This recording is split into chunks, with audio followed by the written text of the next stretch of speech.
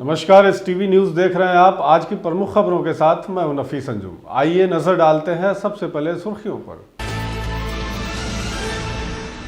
बिहार के पूर्व सहकारिता मंत्री सह गांधी स्मारक मोतिहारी के सचिव का हुआ निधन, जिले भर में फैली शोक की लहर।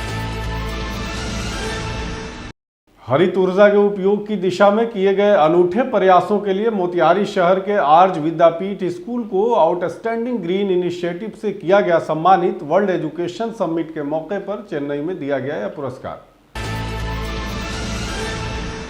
जिला प्रशासन मोतिहारी द्वारा फर्जी नर्सिंग होम और डॉक्टरों के खिलाफ चलाया जा रहा है जांच अभियान। अवैध रूप से बिना पंजीकरण के चलने वाले सभी अस्पतालों पर होगी कानूनी कार्रवाई।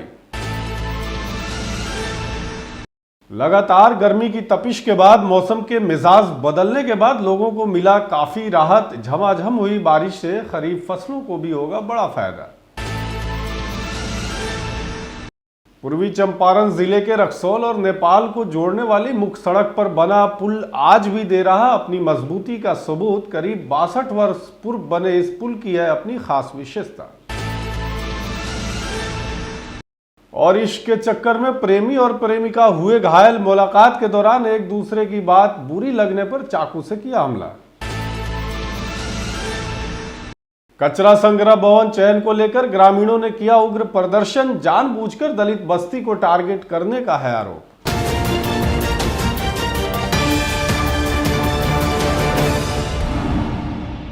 पूर्वी चंपारण जिले में सहकारिता के जनक बिहार सरकार के पूर्व मंत्री सह गांधी स्मारक मोतिहारी के सचिव ब्रजकिशोर सिंह का आज निधन हो गया।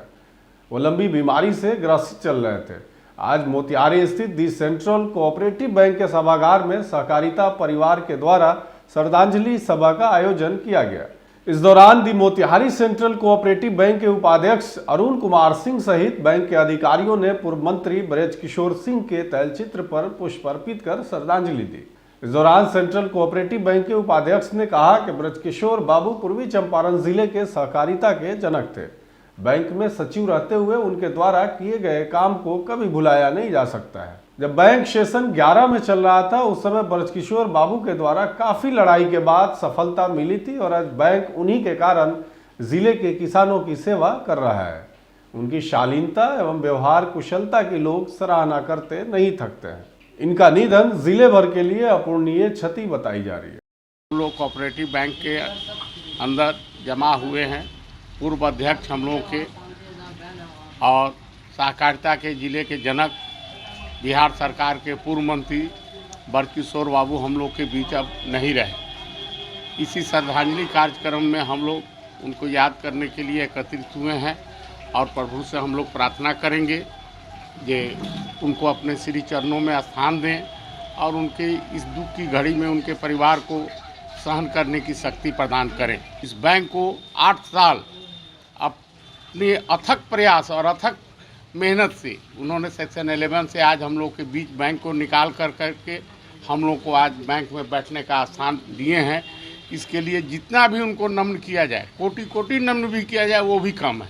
आज की एक महत्वपूर्ण खबर पूर्वी चंपारण मोतिहारी से है, जहां आर्य विद्यापीठ ने अपनी पर्यावरण के प्रति प्रतिबद्धता और हरित ऊर्जा के उपयोग की दिशा में किए गए अनूठे प्रयासों के लिए देश भर में पहचान बनाई है।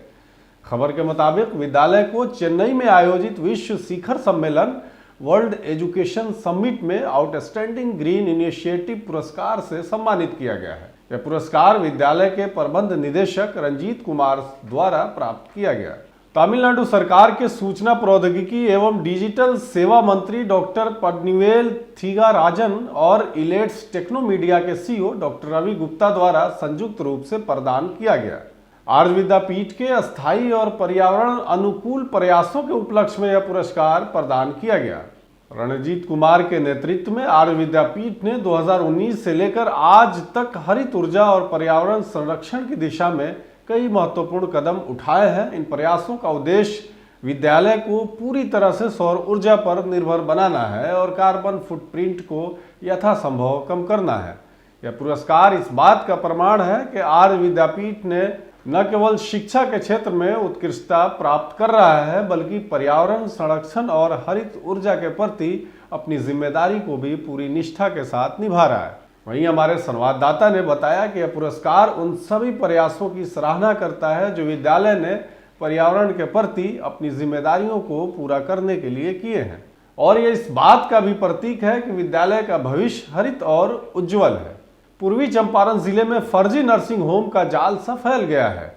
हर शहर, गली और मोहल्ले में बिना रजिस्ट्रेशन और बिना डिग्री के फर्जी नर्सिंग होम हर सप्ताह धड़ल्ले से खुल रहे हैं। लोगों का लगातार आर्थिक और शारीरिक शोषण हो रहा है, जिसको लेकर जिला प्रशासन ने एक बड़ा कदम उठाया है। इस कड़ी में फर्जी नर्सिंग होम के खिलाफ अभियान चलाने का फैसला लिया गया है, जिसका असर अब दिखना शुरू हो गया है। वहीं मोतिहारी शहर के बरियारपुर में ही रंभा नर्सिंग होम में स्वास्थ्य विभाग के टीम के द्वारा आज जांच की गई, जिसमें नर्सिंग होम के द्वारा कोई भी सही कागजात पेश नहीं किए गए। साथ ही अस्पताल में पैथोलॉजी लैब को किचन के तौर पर इस्तेमाल किया जा रहा है, जहां पर नर्सिंग होम के कर्मचारी खाना बनाने और खाने का काम करते हैं। वहीं नर्सिंग होम से जुड़े तमाम कागजात की जानकारी मांगी गई तो कोई भी सही कागजात पेश नहीं कर सके। इसके बाद जांच टीम में शामिल DIO doctor SC Sharma, NCDO doctor Sunil Kumar निकल गए और जल्द से जल्द रिपोर्ट सौंपने की बात कही। वहीं मीडिया से जानकारी साझा करते हुए कहा कि जांच के दौरान काफी गड़बड़ी मिली है, लेकिन यह तमाम बातें सिविल सर्जन आपको बताएंगे। हमने जांच पूरी कर ली है, जो कागजात मांगे गए हैं उससे स्वास्थ्य विभाग संतुष्ट नहीं है। बस जांच करने आए थे, उसका कंप्लेंट था रंभा ट्रॉमा सेंटर का, जिसकी जांच करने आए थे। क्या अभी कुछ अनियमितता भी मिली है? अनियमितता के बारे में विशेष हम लोग नहीं, प्रवक्ता नहीं है, इसलिए नहीं बता। पैथोलॉजी में किचन चल रहा है, आपने भी देखा होगा, पैथोलॉजी लिखा हुआ है और किचन चल रहा है सर। अब तो उसी सबका जांच हुआ है, सबका जांच हुआ है, जांच प्रतिवेदन जमा कर दिया जाएगा, उसके बाद फिर आप देखिएगा। पूर्वी चंपारण में पिछले कई दिनों से भारी तपिश के बाद लोग बारिश का बेसब्री से इंतजार कर रहे थे, और इसी बीच आज मौसम का मिजाज बदलने के बाद झमाझम हुई बारिश ने लोगों को गर्मी से बड़ी राहत दिलाई है। तो वहीं किसानों के फसल को भी काफी फायदा होता हुआ दिख रहा है। मौसम विभाग ने पूर्व में यह संभावना जताई थी कि पूर्वी चंपारण सहित कई जिलों में भारी वर्षा की संभावना है, जिसका असर भी दिखना अब शुरू हो गया है। वहीं जिले में तेज हवा के साथ बारिश होने से लोगों के चेहरे पर खुशी साफ तौर से देखी जा सकती है। इसी बीच शहरवासी श्याम सिंह ने मौसम के मिजाज बदलने से खुशी जताई और गर्मी से बड़ी राहत की बात कही है।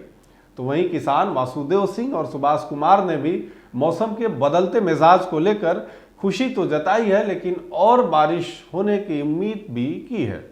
किसानों ने साफ तौर पर कहा कि बारिश जितनी बेहतर होगी, धान, मक्के और ईख की फसल को उतना ही फायदा होगा। खेती के लिए फायदा होता है, जैसे धान का भी खेती है, इससे फायदा है। अरे इतना बारिश से क्या होगा, इतना बारिश से तो अच्छा से ज़मीन भी नहीं भीग पाया है। अगर ज़्यादा बारिश होगा तो धान भी अच्छा होगा और गन्ना का खेत भी अच्छा होगा, तब जाकर किसानों को फायदा होगा।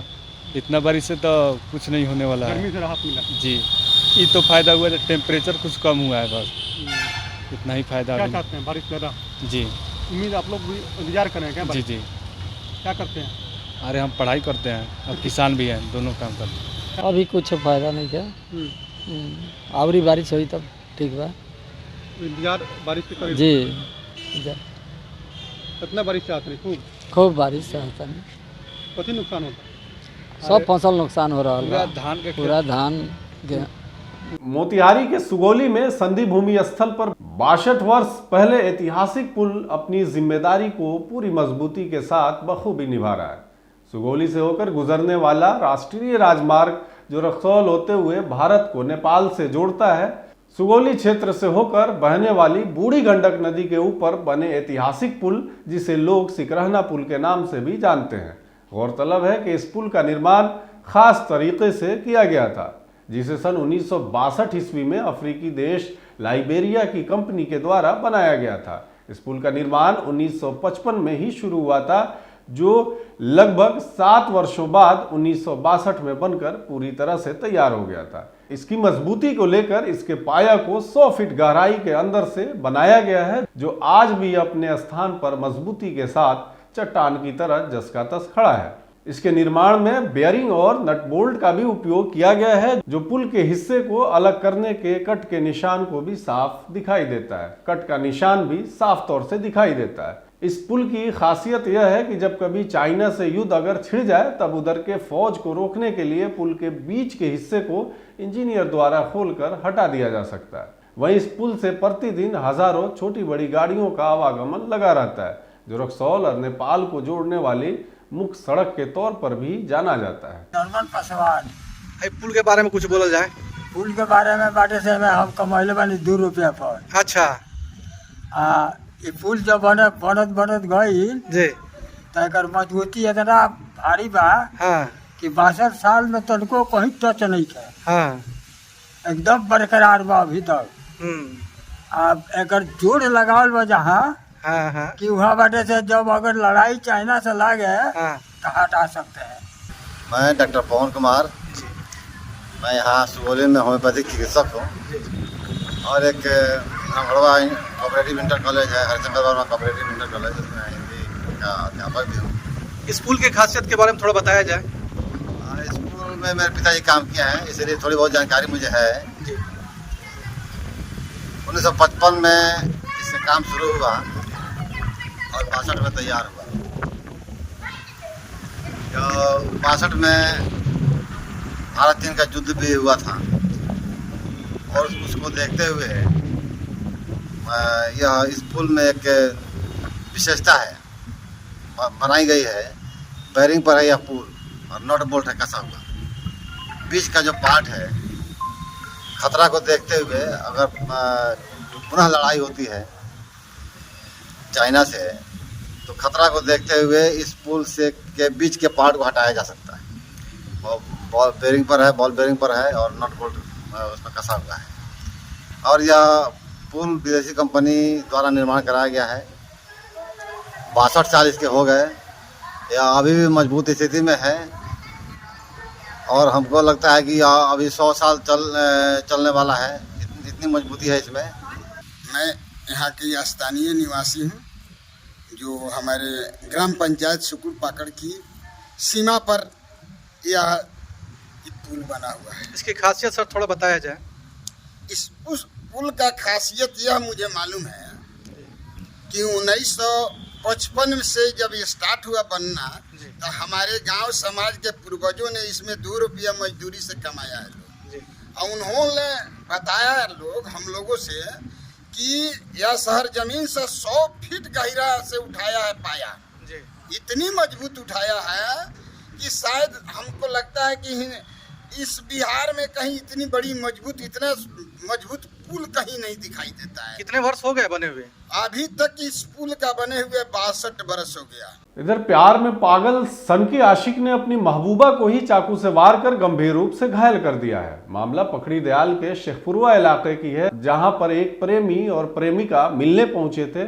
वहीं प्रेमिका से किसी बात को लेकर कहासुनी हो गई, जिसके बाद प्रेमी को उसकी बात बुरी लगी और उसने अपने प्रेमिका को ही चाकू से गाल, पीठ और पेट पर हमला कर दिया। वहीं इस घटना की खबर पखड़ी दयाल डीएसपी को जैसे ही मिली, इसके बाद पुलिस की टीम घटनास्थल पर पहुंची तो लड़की घायल अवस्था में पड़ी थी, जिसके बाद पुलिस लड़की को अपनी अभिरक्षा में लेकर सदर अस्पताल पहुंची, जहां उसका इलाज किया जा रहा है। वहीं लड़की के चाचा हरि कुमार ने आरोप लगाते हुए कहा कि गांव के ही एक युवक ने हमारी भतीजी को चाकू से वार करने की कोशिश की है। जानकारी मिलने के बाद उसे इलाज के लिए सदर अस्पताल लाया गया है। वहीं इलाज कर रहे सदर अस्पताल के डॉक्टर अतहर हुसैन ने कहा, लड़की के गाल पर और शरीर पर चाकुओं से वार के निशान हैं।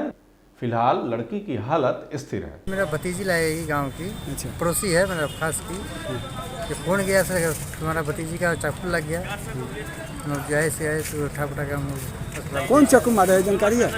गांव का मैंने गांव बगल का ही लड़का है, सोनी कपूर का नाम दीपक है, उसका पिताजी का मालूम नहीं है। पुलिस उसको गिरफ्तार कर ली है? कर तो लिया है, सुनने में तो आया हुआ है। क्या मामला कुछ जानकारी है? नहीं मालूम, कुछ अभी जानकारी नहीं है। क्या नाम हुआ आपका? हरि कुमार सर। कहाँ का ही मामला है?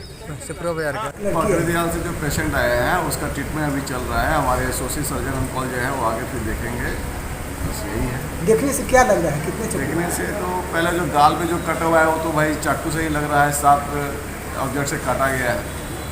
अब क्या चीज़ से है, चाकू से एक अनुसंधान का चीज़ है वो। लड़की का भी स्थिति क्या है? अभी स्टेबल है। क्या नाम है सर? मेरा नाम डॉक्टर अतहर हुसैन हुआ। मझौलिया प्रखंड अंतर्गत रामनगर बनकट पंचायत के वार्ड नंबर 8 में कचरा संग्रह भवन के स्थल चयन को लेकर सैकड़ों ग्रामीणों ने आज उग्र प्रदर्शन किया। ग्रामीणों का आरोप है कि मात्र 10 मीटर की दूरी पर छठ घाट है और वहीं 5 मीटर की दूरी पर शमशान घाट भी है। जहां कचरा संग्रह भवन बनने की बात हो रही है वहां गांव से दूरी महज 25 मीटर है, जिस कारण दूषित एवं बदबू के दुर्गंध आने से तकरीबन 1000 की आबादी प्रभावित होगी एवं संक्रमण बीमारी फैलने की भी आशंका बनी रहेगी। वहीं ग्रामीणों का सीधा आरोप है कि पंचायत में सरकारी जमीन की कोई कमी नहीं है, जानबूझकर दलित बस्ती को प्रभावित करने को लेकर इस स्थल का चयन किया गया है। शमशान घाट है, पूर्व में छठी घाट है और पश्चिम में शमशान घाट है। हम लोग जगह नहीं है, कचरा बनने वाला घर पे जगह यहाँ पर नहीं है, बनना नहीं चाहिए। सुरेंद्र बाबा है, घर यही 7 नंबर वार्ड में है। यहाँ दलितों की बस्ती है। इस दलितों की बस्ती में एक थोड़ा सा गरमुजुरा जमीन था, इस पर हम लोग घेर कर शमशान घाट बनाए हैं। यहाँ पर थोड़ी दूर देर में छठी स्थान है जिसे सनातन धर्म में महापर्व माना जाता है और थोड़ी दूर 100 कदम पर गांव भी है। यहाँ कचरा भवन की जगह नहीं है। जैसे हम इस कचरे वीडियो सीओ जी कल आए थे, इनसे विरोध किया गया था यहाँ नहीं बनना चाहिए, तो उसमें से धमकी मिला था कि अगर ज़्यादा इधर उधर करोगे तो सब किसी को हम भीतर कर देंगे। हम पूर्व अनुग्रह करते हैं अगले अधिकारी से जो मेरी बातें की सुने, यहाँ कचरा भवन न बने। सर मैं सरपी ठाकुर, यहाँ शमशान घाट है, थोड़ा सा जमीन है सर, 5 धूर से कम है। यहाँ पर हम लोग का शमशान घाट बना हुआ भी है। यहाँ जस्ट बगल में छठ घाट है। यहाँ सारा लोग आते हैं, 7 नंबर वार्ड और 8 नंबर वार्ड का आधा से ज़्यादा कर्मी लोग यहाँ आते हैं छठ घाट पूजा करने के लिए। श्रीमान यहाँ 3-4 दिन यहाँ रुकते हैं लोग। ऐसा 6 में गाछ भी है, जस्ट बगल में यहाँ गाँव भी है। यहाँ से सारा बदबू वहाँ जाएगा सर। हम लोग चाहते हैं, सारा यहाँ लोग चाहता है कि यहाँ कचरा घर ना बने। बनने के लिए बहुत सारा जमीन है। मुखिया जी है, यहाँ सीओ साहब वहाँ चयनित करें, यहाँ छोड़ दें, यहाँ हम लोग के लिए छोड़ दें, यहाँ जमीन नहीं है। वार्ड नंबर 7 यहाँ पर पहले से शमशान घाट और छठ घाट है जो धर्म स्थल है और यह सनातन धर्म का विरोध है कि यहाँ पर कचरा भवन बन रहा है, जिससे 100 कदम की दूरी पर यहाँ पर गांव भी है, जिससे लोग ग्रसित हो जाएंगे, बीमार ग्रसित हो जाएंगे और ये नहीं बनना चाहिए। सब लोग इसके खिलाफ हैं, जबकि इसके आवाज़ उठाने के लिए मुखिया जी को और सब लोग को बीडीओ साहब सीओ साहब को भी बोल दिया गया है, लेकिन वो लोग चयनित करने के लिए तैयार हैं। लेकिन यह मानक के अनुसार यहाँ पर काम भी नहीं होगा और यहाँ पर पर्याप्त जमीन नहीं है जो बन सके डंपिंग पॉइंट। आज के लिए बस इतना ही। तमाम तरह की खबरों और डिबेट्स के लिए देखते रहे STV न्यूज़।